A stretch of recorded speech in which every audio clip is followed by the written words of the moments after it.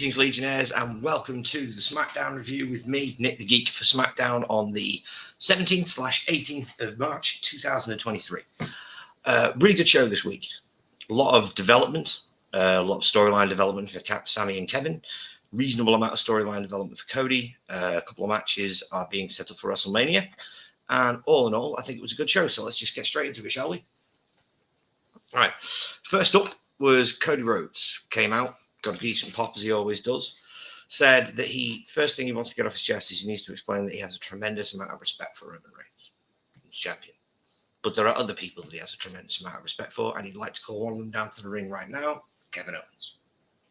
Kevin answers. Kevin comes down to the ring, and then he says, I don't think this is a conversation for two people, is it? Sami, come on out. So he gets Sami Zayn to come down. Kevin stands in the ring looking a bit distraught. Sami comes in, and Cody's like, look, Kevin, a lot of people don't know this, but I have the utmost respect for you because when I told WWE good luck in their future endeavors with no real confidence whatsoever, it was all fake confidence, you were the guy who introduced me to a few friends, me and Kenny and the Bucks, and told me about the system and the way the indies worked and everything else, and you gave me the structure that I needed to succeed out of this business, out of this company. And I have eternal respect for you for that. Which was a bit weird because it had nothing to do with the main segment, but I suppose it was just Cody putting himself on even footing with Kevin and Sami. Sami basically says, look, Kevin, you've heard everything that I've got to say. You don't need to listen to me. What have you got to say? If you want to punch me in the face, do it. If you want to scream at me, do it. If you want to get something off your chest, do it. I've said we don't need to be friends if you don't want to be friends. We don't need to be allies. We just need to work together. And Kevin says, that's the problem, Sami. You want me to fight for you. But why would I fight for someone who doesn't even want to be my friend? And then Kevin says, is that it, Cody? Because I'm going to go. Hands Cody the mic, walks off. We go to our first break. We come back from our first break. Kevin is leaving the building. Sami Zayn catches up to him as Kevin's getting in his new car. And he basically says, look, Kevin, forget everything I've said over the last few weeks. Forget everything I said in the ring. You and me, we're always going to be friends. We're more than friends. We're brothers. And I love you, man.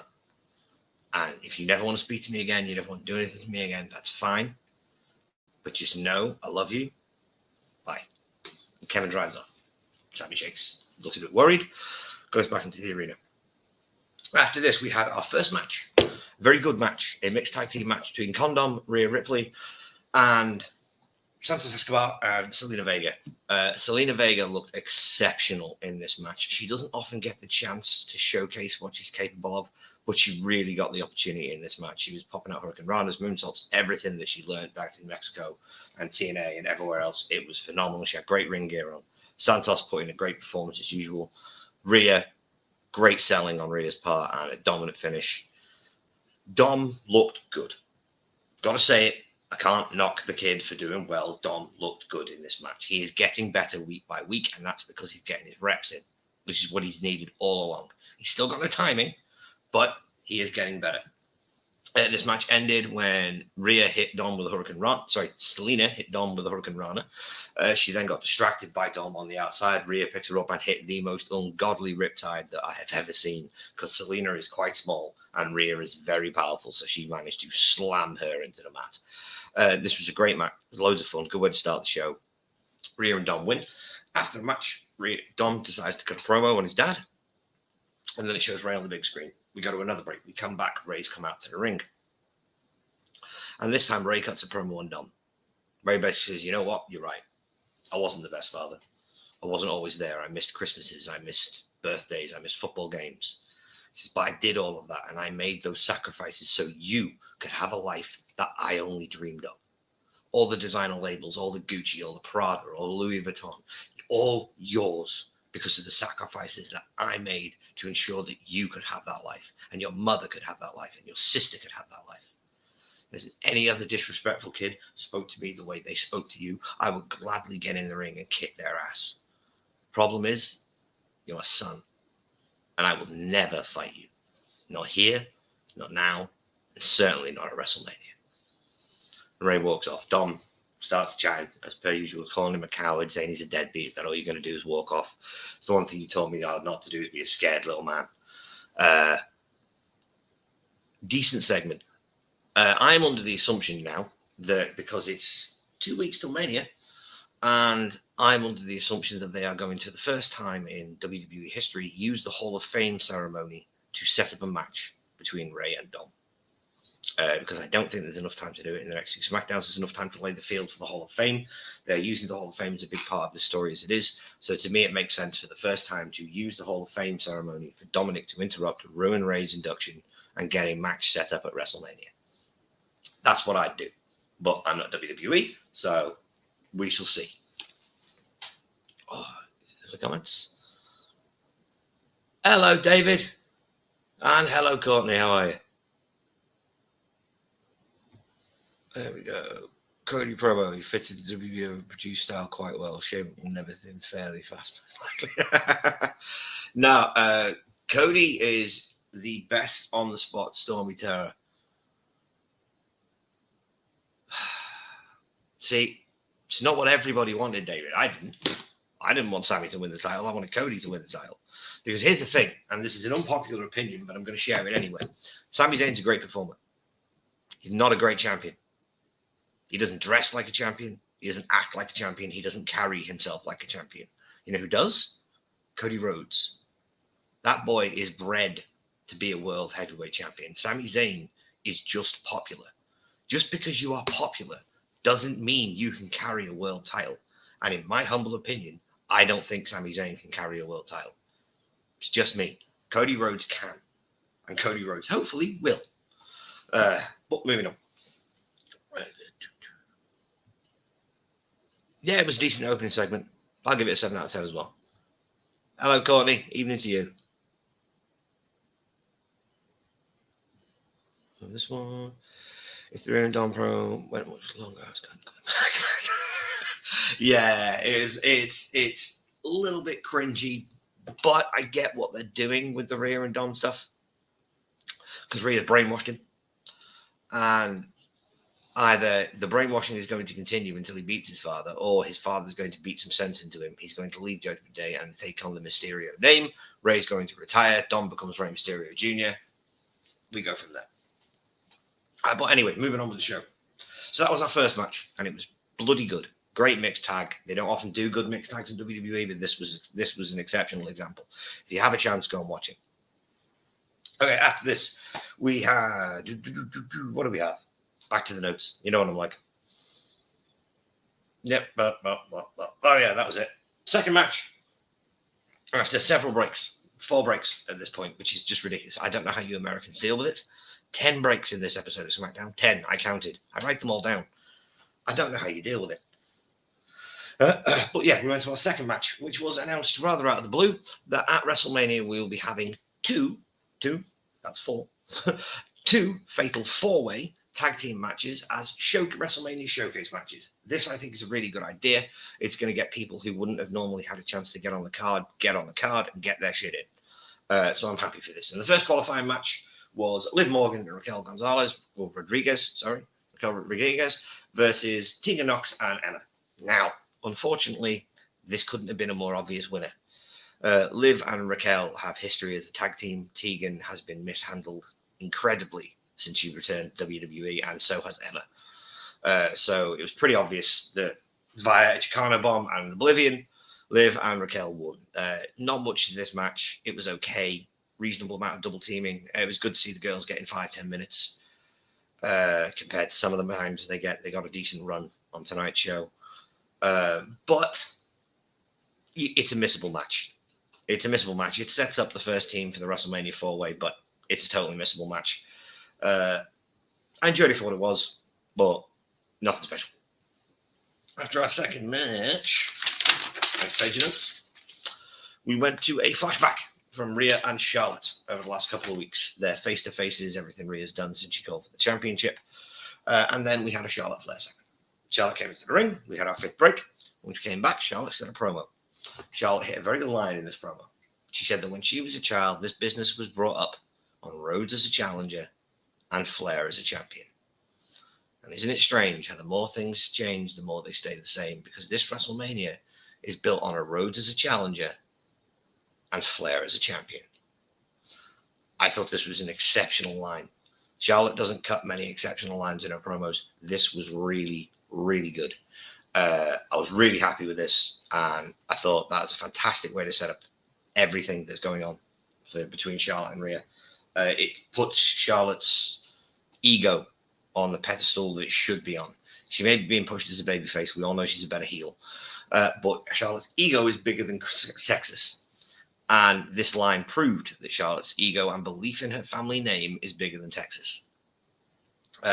Rhea came out, interrupts. She comes out with Dom, pushes Dom tells Dom to go into the corner. She comes in. Rhea cuts the best promo she's cut since the Royal Rumble. She talks about how everybody in this locker room, men, women, whoever they are, when they walk past me, they turn their back and they walk away through fear. Everybody's scared of me, Charlotte, except you. Look at you, staring at me right now, staring me down with not an ounce of fear in your eyes, and I'll be frank with you, that pisses me off. And come WrestleMania, when I take that SmackDown Women's Championship, because I don't just want it, I need it. I need to be champion. I need to be a star. And you are a star. And the only way to me to become a star is to beat you. This was a great promo. For Rhea, this was a fantastic promo. It got the point across brilliantly. And then Dom got in Charlotte's face, started saying how Mummy's going to beat you. And then Rhea hits Charlotte with a cheap shot, goes to walk out of the ring. Charlotte drops the belt. Big, massive pull-apart brawl. Oh, I've got to say, Charlotte Flair's attire tonight is Seth Rollins' level of crazy drip. Like, I think she's in a competition with Seth or something for craziest outfit on a weekly basis, because the whole highlighter yellow and white catsuit thing was just mental. But this turned into a big pull-apart brawl between Charlotte and Rhea. They beat the snot out of each other from pillar to post. Charlotte booted a security guard in the face. Rhea knocked a couple of security guards out, jumped off the table, threw Charlotte over the table, threw Charlotte into the crowd, Charlotte threw Rhea into the crowd. Eventually, they got separated. This normally, I hate it when they do these things. I don't like challenges and contenders to meet before the match. I think they should be completely kept apart so everything is fresh. But when it's just a complete pull-apart brawl and it's done well, I'm fine with it. Right.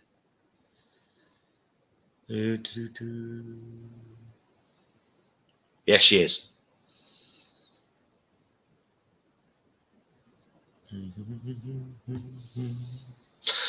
Ladies tag match, not too much. It's fairly paid the numbers 4 out of 10. Some random tag teams in the Mania are disbanded after Mania. This sounds familiar. Yes, unfortunately, it does. But as I say, Dave, it's just a way to get people on the card that wouldn't normally have a chance to be on the card. And if they're giving people a chance to be on WrestleMania that wouldn't normally do it, I'm all for it. Like, they've earned it. They really have. So I'm fine with it. Like, can't criticize, can't complain. Wasn't a great match, but hopefully the WrestleMania match will be a good showcase for all 8 women involved. So I'm looking forward to it, especially as I'm going to WrestleMania. So anything they put on the card, realistically, I'm going to be happy with because I get to watch it live. Right after this, we went on from the Charlotte Rhea segment. We went on to a Kayla Sami promo backstage. Kayla catches up with Sami. She asks him, "What's he going to do?" And he says, "Look, it turns out that one guy who I thought was my brother just walked down on me. I know another guy who I thought was on my brother's probably waiting for me to beat the hell out of me the moment I step in that ring. But Jay wants me to step up, so that's what I'm going to do." After this, what do we go to? We went to our third match of the night after our 6th break. And to our third match of the night, which is Xavier Woods with LA Knight. This was a travesty. This was a travesty because my boy, LA Knight, yeah, right, lost again. And he lost handedly in about 5 minutes, if not less. This is ridiculous. He's in his 40s. He's one of the best talkers in the company. He's great in the ring. He looks like a statue. And yet he loses every single week. They have to be done a plan for LA Knight. This doesn't make any sense. Why would you bury this guy the way he's being buried? It's stupid. It's not his fault he got put in a feud with Bray Wyatt that was never going to go anywhere. That's the company's fault. He should have won the match at the Royal Rumble anyway, and maybe he wouldn't be in this position because, hey, where's Bray? We haven't seen him in weeks. So what was the point of Bray winning? Don't ask me. Right. So we're just going to fly past that match. Xavier Wood won with a backwards roll-up. That was it. Job done. After this, we went to, it was a very quick match, I've got to say, like, stupidly fast match. I don't see the point in putting matches on television that are this quick. It's not a house show. It's not Sunday Night Heat. It's Friday Night Smackdown. Give them some time. Cut something from somewhere else. But after this, we went on to a 7th break, and then LA Knight backstage. LA Knight sees Rey Mysterio. Walks up to Rey Mysterio, says, "Oh yeah, it's nice you sign autographs. That's great. How about I sign an autograph for you? You want to beat up your son? How about this? I'll wrestle you son at WrestleMania. I'll even call myself L.A. Mysterio. And I can be a deadbeat dad just like you." And then Rey just pops him straight in the face. And this is now set up a match between Rey and LA Knight next week, which unfortunately LA Knight will probably lose. But I'm looking forward to it anyway because Rey Mysterio is a great worker. LA Knight's a great worker. Should be great. Here we go. 3 times. Agreed. But they're trying to put him over as a big-time heel, even though he's green as a gourd and about as rookie as rookies can go. They're having to establish him, because if he's going to beat Rey Mysterio, his father, at WrestleMania, he needs to be shoved down everybody's throats to the point when they go, okay, they're doing something with him. Because if not, it's just not believable. Like, it's Rey Mysterio. Do any of us think that Dominic has the chops to beat Rey Mysterio in a straight-up wrestling match? No. So they have to do this. They have to push Dom week after week after week to give him an ounce of credibility. Otherwise, it's just never going to work. There we go. If they booked them throughout the year, they wouldn't be in this position. Yeah, but I think they were a little bit preoccupied with allegations up the yin-yang. Stephanie leaving, Triple H taking over, Vince forcing his way back into the company to pretend he was selling it. I think Triple H is doing the best he could with the hand he was dealt, and we'll have to see WrestleMania to see, because this is his first big show. So Rumble is a big show, but Mania is Mania. So we'll really have to wait to see how the litmus test goes at WrestleMania, and then make our judgments, I think, on Triple H's booking. Okay, after this, we went to a progressive match flow. Progressive match flow, all about Drew and Sheamus. Their build-up, everything they've gone through over the years, everything they've gone through over the last few weeks was really enjoyable. And then we went to Drew versus Sheamus for number one contendership for Gunther's Intercontinental title and a shot at WrestleMania, which I think there wasn't a single person watching who's in the know with wrestling that had any inkling this was going to have a clean finish, because it didn't. We all know. Like, the match was great, by the way. Just getting ahead of myself. Match was fantastic. Really hard-hitting affair, as you expect from Drew and Sheamus. There was this fantastic segment in the middle when they were both just stood there clotheslining each other for about 2 minutes. Just boff, boff, boff, boff. It was great. Flipping, just any chance you get to see two lads that are this stiff and this physical beat the snot out of each other is always enjoyable. They had a fantastic match. The match was ending when Sheamus went for a bro kick, Drew went for a claymore. They hit each other at the same time. Referee's just about to count to 10. Gunther, who'd been at ringside because he was observing the match, comes down and just gets in the ring and says, "What are you doing, referee? This can't end like this. I need a contender." Then Drew and Sheamus get up slightly angry that Gunther's in the ring. Gunther's like, "What are you doing? Come on, fast, get up. You keep fighting."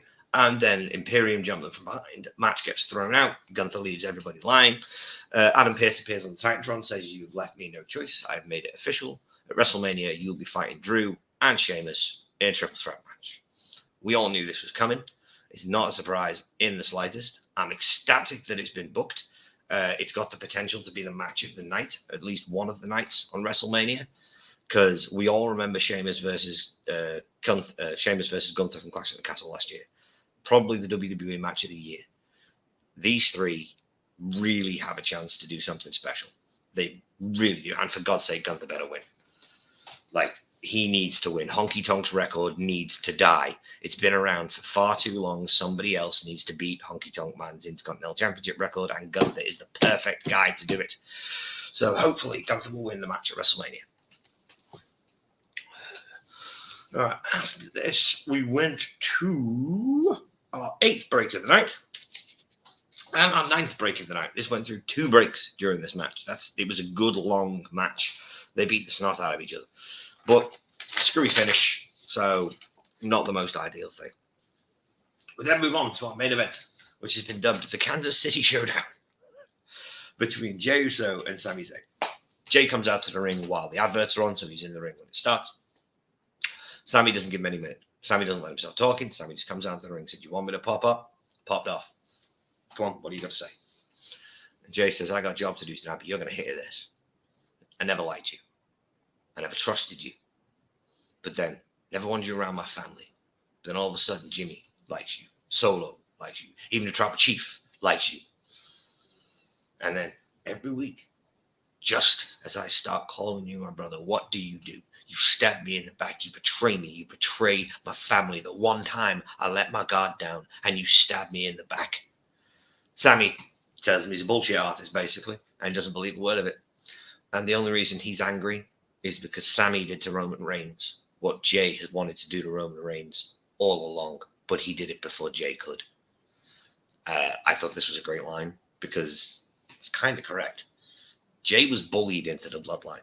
He was literally beaten into the bloodline. Roman beat the snot out of him and then beat the snot out of his brother to get him to fall in line.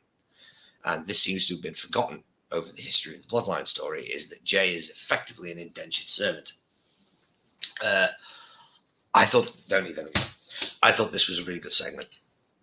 It was a short segment, but it did exactly what we needed to do, because shortly after Sami says anything, Jey just turns around, blasts him, starts beating him down. Then Jimmy shows up. They both start beating him up. They launch him into the steps. They got to pull the steps into the ring. And then whose music should hit? Kevin Owens. He's not left the arena, or at least he had left the arena, but he's back. He comes in through the crowd, comes in, cleans house, beats the snot out of both the Usos, hits a powerbomb on Jey, screams in his face, kicks him out of the ring. Sami gets up. They look at each other. They walk forward. They hug it out. Sami Zayn and Kevin Owens are back on the same page, people, which means at WrestleMania, hopefully, we are getting Sami Zayn and Kevin Owens versus the Usos for the WWE Undisputed Tag Team Championships. I love tag team wrestling. It's my favorite part of wrestling is tag team wrestling. And I love the Usos. I love Sami and Kevin as a team. Give me this match. Shut up. Take my money and give me this match. It's going to be great. But that was it. That was Smackdown, ladies and gentlemen. All Legionnaires filled in. All information delivered. Thank you so much for joining me. You know what? I'm going to rate this week's show because I'm going to start rating these week's shows. If I have to rate it, and I do, I am going to give this week's show, I'll give it a 7 out of 10. Good storytelling, good production, good pacing. A couple of matches either didn't get enough time or just a bit middling. But the 4-match structure on SmackDown on a weekly basis is working. So I can't complain. In the meantime, just so you know, ladies and gentlemen, as of next week, I will no longer be doing the SmackDown review live after SmackDown on a Friday night. It's just too late for me over here in England. I was lucky this week because you were on an hour early, but I'm 40 now. I need to start getting some sleep, unfortunately. So I shall be doing the SmackDown reviews on Saturday afternoons. They should go up around live at about 2 to 3 p.m., depending on when I finish doing what I'm doing in the mornings. And from now on, they will be on a Saturday every single week live. I shall watch SmackDown on Saturday morning, and then I shall instantly do the SmackDown review. Sorry if that messes anybody else around, but I'm too tired these days to do it at late nights. So I shall be doing it on Saturdays from now on, starting next week. So everyone, please do tune in. In the meantime, Legionnaires, if you like what we do here at Wrestling Legion, if you enjoy the content we put out, please join the Legion. Subscribe to the channel, hit that notification bell, hit like, share the video around, do whatever you can to help us out. It's all a massive help. Really is. And it's the only way the YouTube algorithm knows we exist. What can I say? In the meantime, ladies and gents, thank you so much for tuning in. I love you all. I'll see you next week. Bye.